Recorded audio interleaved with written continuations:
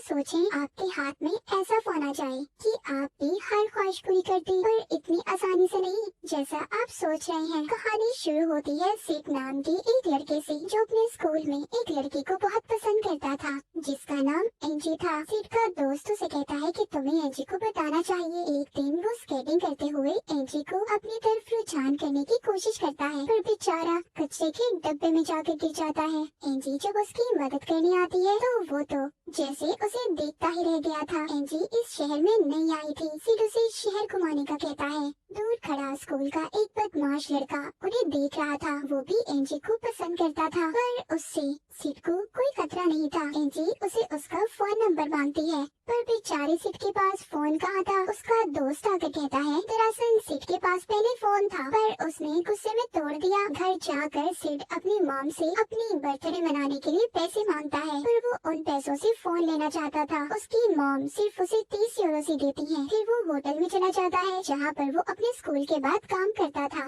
लेकिन लेट आने पर उसका बॉस उसे बहुत डांट रहा था। जब काम खत्म करने के बाद सिड उससे पैसे मांगता है तो उसका बॉस उसे 100 यूरोस देता है, जिसे देखकर सिड तो जैसे पागल हो गया था। पर बेचारा क्या जानता था कि वो नोट नकली था। उसका बॉस उसे मजाक कर रहा था। बाद में सिड एक अजीब सी दुकान पर जाता है जहाँ पर वो फोन खरीदने गया था, पर दुकानदार उसे बेकार से फोन दिखा रहा था क्योंकि सिड के पास सिर्फ 30 यूरोस थे। फिर वो एक अजीब सा बॉक्स लाता है जिसमें फोन था। जब वो उस बॉक्स को खोलता है उसमें से धुआं निकल रहा था जिसमें चमकता एक लाल रंग का फोन था। वो फोन दिखने में थोड़ा अजीब था। उसके 2 सींग भी थे। सिर्फ वो फोन देखते ही फौरन से उस दुकानदार को पैसे देता है, मगर बाद में पता चलता है कि वो फोन तो चल ही नहीं रहा था। सिड जब उस दुकानदार से अपने पैसे मांगता है तो फोन खुद ब खुद चल पड़ा था और सिड की तस्वीर भी बना लेता है। जब दुकानदार ये देखता है कि फोन चलने लगा है तो वो अब ये चाहता था कि सिड उसे फोन वापस दे दे। वो चलते फोन को देखकर सिड से फोन छीनने की कोशिश करता है, पर सिड फोन लेकर भाग गया था।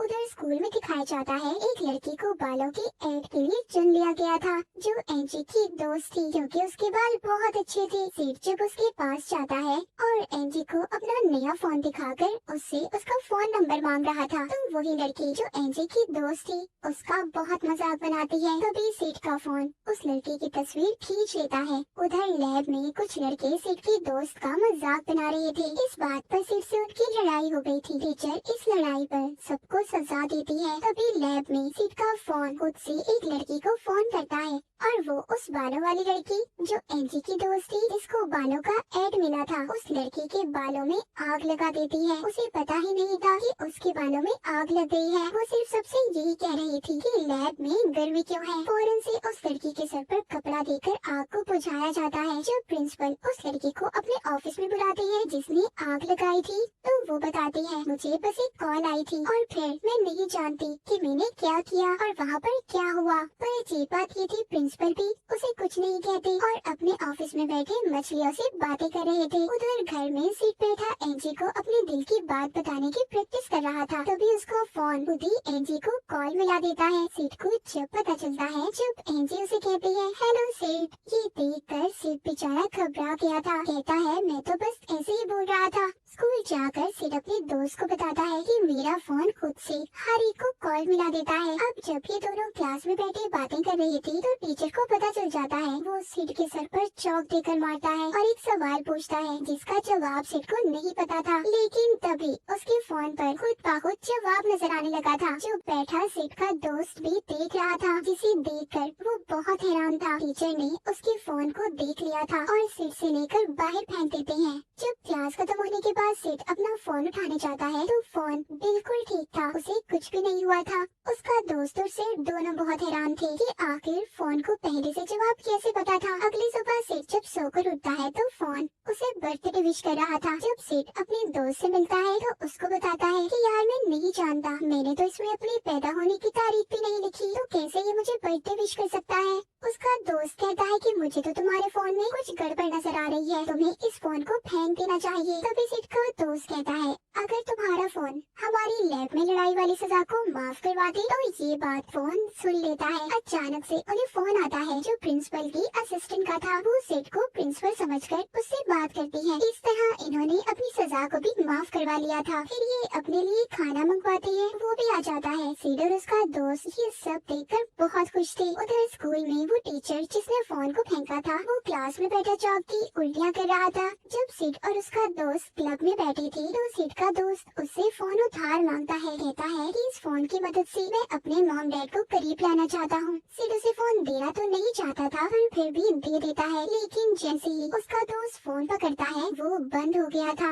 वो उसे गुस्से में पानी में डालकर चला जाता है। पर जब सिड उस फोन को उठाता है तो वो दोबारा से खुद ही चल गया था। सुबह स्कूल में जब ये एंजी के साथ बात कर रहा था तो एक चोर एंजी का फोन चुराकर भाग जाता है। अब ये दोनों अपने स्केटिंग बोर्ड पर चलकर उस चोर को पकड़ने की कोशिश करते हैं। उनके पीछे वही बदमाश लड़का और उसका ग्रुप भी थे जो एंजी को पसंद करता था। पर जब वो लड़का गाड़ी चला रहा था तो उसे फोन आता है और उसकी गाड़ी दीवार में जाकर लगती है। सिड और एंजी को फोन तो मिल गया था। बाद में सिड उसे अपने साथ खाने पर ले जाने का पूछता है पर एंजी उसे ये कहकर मना कर देती है कि उसने हिस्ट्री के पेपर की तैयारी करनी है। बाद में सिड दोबारा से अपने दोस्त से मिलता है जो उसको उसी बदमाश लड़के के बारे में बताता है कि उसका एक्सीडेंट हो गया है। सिड सुनकर कहता है क्या हुआ, वो जिंदा है ना, मरा तो नहीं ना। अभी हिस्ट्री के टीचर को फोन करते हैं और उससे सारे सवाल पूछ लेते हैं। तभी उन बदमाश लड़कों का ग्रुप इन्हें पकड़ लेता है और दोनों को बहुत मारता है। मगर तभी उस लड़की को वहाँ पर फोन आता है पर सिड उसे फोन उठाने से रोकता है ताकि इसे दोबारा से नुकसान न पहुँचे। थोड़ी देर बाद उधर एक लड़की आती है जो कहती है कि सिड आज हमें नकल करवाने वाला है। ये सुनकर बदमाश लड़का उसे छोड़ देता है। होता भी ऐसे ही है। सब पेपर देकर बहुत खुश थे क्योंकि सिड ने सबको हिस्ट्री के सवाल बता दिए थे। जब ये कैंटीन में खाना खा रहे थे तो एंजी सिड को अपने साथ बैठने का कहती है। बदमाश लड़के को ये देखकर बहुत गुस्सा आ रहा था पर अचानक से उसके फोन पर कॉल आती है। जब ये फोन सुनता है तो फोन सुनते ही अजीब अजीब हरकतें करने लगता है। अपने कपड़े उतार कर डांस करता है। ये बात तो साफ थी कि सब कुछ सिड का फोन उससे करवा रहा था। सिड की मॉम को भी ट्रिप की टिकट्स मिलती हैं। ये भी इसके फोन की वजह से ही था। जब ये अपनी जॉब पर जाता है तो वहाँ पर इसका बॉस इससे बदतमीजी करता है। सिड तो कुछ नहीं कहता और वहाँ से चला जाता है पर बाकी का काम इसके फोन ने कर दिया था। वो खुद से इसके बॉस को फोन करता है जिसके बाद बॉस अपने सर को गर्म तेल में डालकर डिस्को करने लगा था। अब सिड उस बदमाश लड़के की डैड की गाड़ी उधार लेकर एंजी को घुमाने ले जाता है। रास्ते में बदमाश लड़का जब ये देखता है तो उसे पता चल गया था कि ये गाड़ी तो उसकी डैड की है। सिड एंजी को फिल्म दिखाने ले गया था। वहाँ पर एंजी को ये सारा कुछ बताता है कि गाड़ी उसकी नहीं है, वो अमीर नहीं है। पर एंजी को इस बात से कोई फर्क नहीं पड़ता था। जब सिड उसे अपने फोन के बारे में बताता है तो उसको याद आता है कि फोन तो गाड़ी में ही रह गया था। ये जाकर जब फोन लेने जाता है तो वहाँ पर बदमाश लड़का और उसके दोस्त पहले से मौजूद थे जो इसको बहुत मारते हैं और गाड़ी फोन दोनों लेकर चले गए थे। सिड वापिस आता है तो एंजी उसकी चोट को साफ करती है। उधर बदमाश लड़के की गाड़ी में जब सिड का फोन बजता है तो एक लड़का उठाता है। जैसे ही वो फोन उठाता है वो चलती गाड़ी से छलांग लगा देता है। उस वक्त तो उसे कुछ नहीं हुआ था पर तभी एक ट्रक आकर उसे मार देता है जिसके बाद पुलिस ने सिड और एंजी को गिरफ्तार कर लिया था क्योंकि बदमाश लड़के का ये कहना था कि सिड अपने फोन से लोगों को अपने कंट्रोल में करता है और फिर उनसे गलत काम करवाता है। जेल में पुलिस इंस्पेक्टर जब सिड से सवाल जवाब कर रहा था तो उसको भी फोन आता है। वो बड़े ही मुस्कुराकर जब फोन सुनता है तो बहुत ही आराम से सिड को छोड़ देता है और उसे उसका फोन भी वापस कर दिया था। बाद में सिड को अपने बॉस की खबर मिलती है कि उसने अपना सर तेल में डाल दिया। अब सिड को भी ये एहसास हो गया था कि उसका फोन कितना खतरनाक है। वो अपने फोन से पूछता है कि तुम ऐसा क्यों कर रहे हो, लोगों को नुकसान क्यों पहुंचाते हो। वो फोन जवाब देता है कि मैं तुमसे प्यार करता हूँ। सिड उस फोन को खुद तोड़ने की कोशिश भी करता है पर वो नहीं टूटता। आखिरकार सिड ने उसे एक गड्ढे में फेंक दिया था। उधर एंजी के घर पर सब दोस्त इकट्ठे थे। कहते हैं कि सिड के फोन की वजह से बहुत बड़ी बड़ी मुसीबतें सामने आ रही हैं। पर एंजी उनसे कहती है सिड का कोई कसूर नहीं, मैंने खुद उस फोन को खुद ही से नंबर मिलाते देखा है। दूसरी तरफ सिड के पास कुछ लोग उसका फोन लेकर आए थे।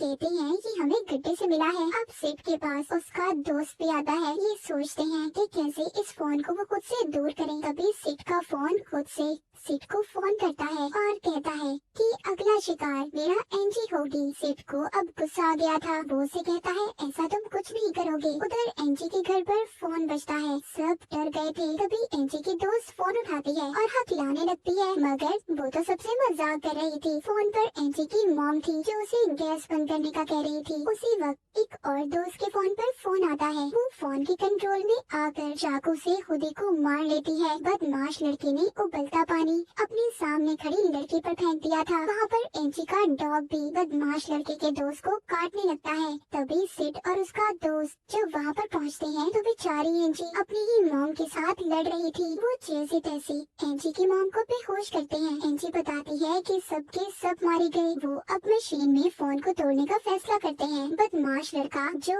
अभी भी फोन के कंट्रोल में था उसका रास्ता रोक लेता है। सिड उसका सामना करता है। बाकी के लोग मशीन का पासवर्ड सोचते हैं। वो बदमाश लड़का चेन सॉ उठाकर सिड को मारने वाला था, पर इसी उसमें खुद उसी की मौत हो जाती है। ये सब मशीन का पासवर्ड भी सोच लेते हैं। जब ये फोन को मशीन में डालते हैं तो फोन टुकड़े टुकड़े हो गया था, पर थोड़ी देर बाद खुद से अपनी असली हालत में आ जाता है। अब ये तीनों इसे लेकर अपने स्कूल में जाते हैं तो वहाँ जाते ही फोन एक ही साथ सभी बच्चों को फोन कर देता है। एंजी सबसे कहती है कि कोई फोन नहीं उठाएगा, पर वहाँ प्रिंसिपल आकर अपना फोन एक टीचर के कान पर लगा देते हैं, जिससे वो वहीं पर मर जाती है। सब बच्चे डर गए थे, पर अब हजारों लोग सिड और एंजी को मारना चाहते थे। तभी सिड को एक आइडिया आता है। वो फोन को लिक्विड नाइट्रोजन गैस में डाल देता है, पर प्रिंसिपल जो पहले से उस फोन के कंट्रोल में थे वो फोन को निकाल लेते हैं। पर सिड का दोस्त उस फोन को ले लेता है। वहाँ पर एक लड़का सिड के दोस्त के कान पर फोन लगाता है ताकि वो भी फोन के कंट्रोल में आ जाए, पर वो फिर भी फोन को टैंक में डाल देता है। फोन जम गया था। सिड का दोस्त बताता है कि उसने पहले ही अपने कानों में रुई डाल दी थी। सिड अपने दोस्त को गले लगा लेता है और एंजी भी सिड से अपने प्यार का इजहार करती है। जल्दी उन्होंने उस टैंक को समंदर में फेंक दिया था जिसमें फोन था। क्या आप भी अपनी ख्वाहिशें पूरी करने के लिए अभी भी ऐसे फोन को लेना चाहते हैं? कमेंट्स में जरूर बताइएगा। इसी के साथ हेल फोन की ये कहानी यहीं पर खत्म हो जाती है।